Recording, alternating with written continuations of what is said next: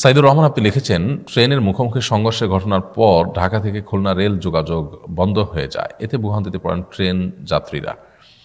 যাত্রীরা বাধ্য হয়ে স্টেশনের দোকানগুলোতে সাহারি করেন। দোকানিরা মানুষের ভিড় দেখে খাবার দাম বাড়িয়ে দেন। মানবিক কারণে যখন দাম কমানোর কথা, তখন মুনাফার লোভে দাম বাড়িয়ে দেওয়ার কারণে তাদের গুনাহ হবে কিনা। দেখুন, ভয়ঙ্কর এক অস্থিরতার মধ্যে আমরা আমাদের সমাজে বসবাস করছি। এখানে যে যেখান থেকে সুযোগ পান সেখান থেকে তিনি খাবলা মেরে টাকা পয়সা কামাই করার নেশায় মত্ত হয়ে পড়েন। অথচ আমরা নিজেদেরকে মুসলিম দাবি করি, আমরা দাবি করি যে আমাদের সবাইকে আল্লাহর সামনে দাঁড়াতে হবে, সে বিশ্বাস আমরা রাখি। আমরা দাবি করি যে আমরা আল্লাহর কাছে জবাবদিহিতার মুখোমুখি হইতে হবে এবং আমাদেরকে আখিরাতে যেতে হবে, দুনিয়া আমরা চিরকাল থাকতে পারবো না, সে বিশ্বাস আমরা করি। অথচ আমাদের কর্ম কিন্তু সেটা সাথে যায় না।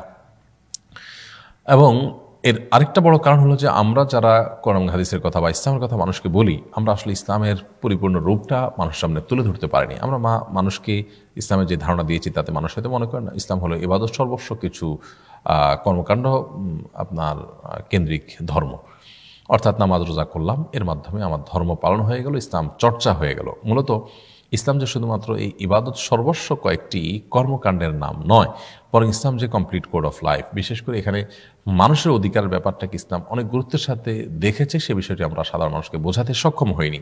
যার কারণে এরকম বিভিন্ন পরিস্থিতিতে দেখা যায় একজন নামাজি মানুষও তিনি অবৈধ উপার্জন করছেন, তিনি হারাম উপার্জন করছেন, মানুষকে ঠকিয়ে, মানুষকে ঠেকিয়ে, মানুষকে বিপদে ফেলে বা মানুষ মধ্যে ক্রাইসিস সৃষ্টি করে তারপর সেখানে মুনাফা করার চেষ্টা, ব্যবসা প্রতিষ্ঠান থেকে নিয়ে, উদ্যোক্তা থেকে নিয়ে, আপনার কলকারখানার মালিক থেকে নিয়ে বিভিন্ন পর্যায়ের মানুষজনকে আমরা দেখি যে এই সুযোগটি তারা গ্রহণ করছেন। সন্দেহাতীতভাবে এটি খুবই দুঃখজনক।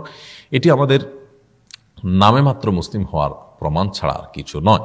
এই ইসলামের কোনো মূল্য নেই যে ইসলামে শুধুমাত্র আমি নামাজ রোজা করলাম আর মানুষের হক এবং অধিকারগুলো একের পর এক নষ্ট করে চললাম। সন্দেহাতীতভাবে এই ধরনের পরিস্থিতিতে মানবিক কারণে বরং মানুষ কারো ফ্রি খাবার দেওয়া দরকার ছিল। ফ্রি খাবার দেওয়ার সামর্থ্য আমাদের নেই অনেকের, তাহলে সেক্ষেত্রে আমরা ন্যায্য মূল্যে বা কিছুটা ছাড় মূল্যে আমরা মানুষকে খাবার দেব যে মানুষ বিপদগ্রস্ত।